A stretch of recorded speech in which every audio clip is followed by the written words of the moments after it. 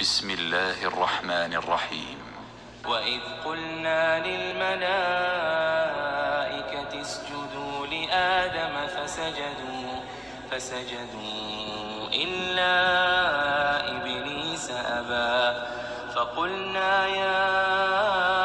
آدم إن هذا عدو لك ولزوجك فلا يخرجنكما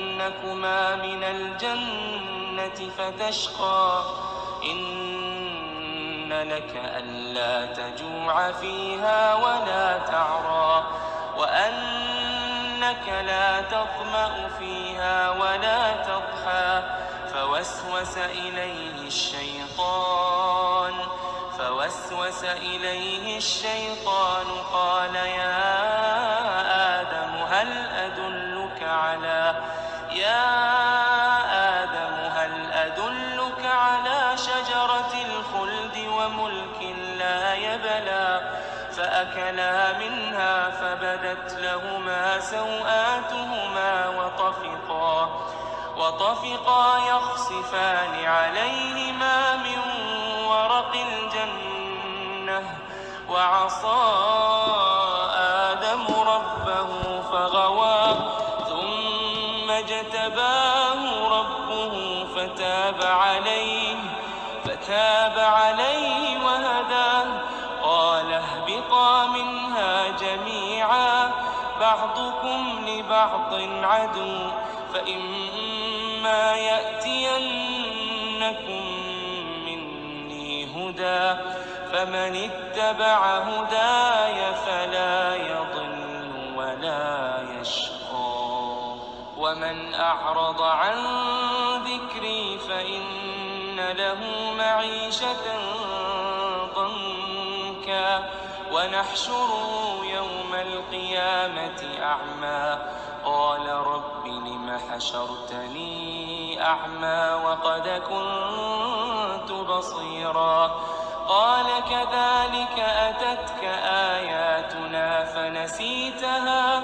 وكذلك اليوم تنسى وكذلك نجزي من أسرف ولم يؤمن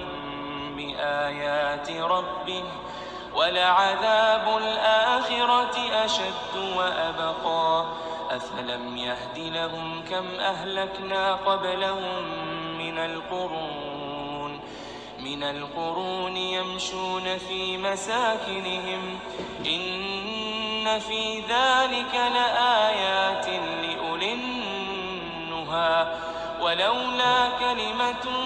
سبقت من ربك لكان لزاما وأجل مسمى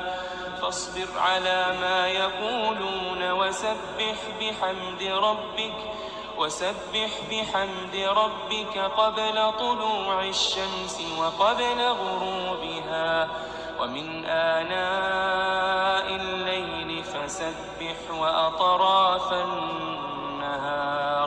وأطراف النهار لعلك ترضى ولا تمدن عينيك إلى ما متعنا به أزواجا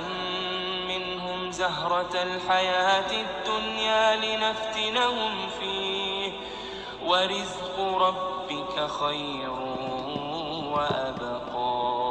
وأمر أهلك بالصلاة واصطبر عليها لا نسألك رزقا نحن نرزقك والعاقبة للتقوى وقالوا لولا يأتينا بآية من ربه أولم تأتهم بينة ما في الصحف الأولى ولو أنا أهلكناهم بعذاب من قبله لقالوا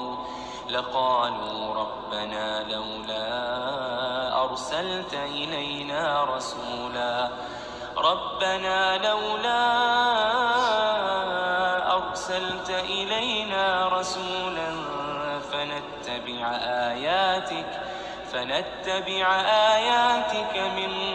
قبل أن نذل ونخزى قل كل متربص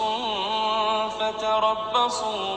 فستعلمون من أصحاب الصراط السوي ومن اهتدى.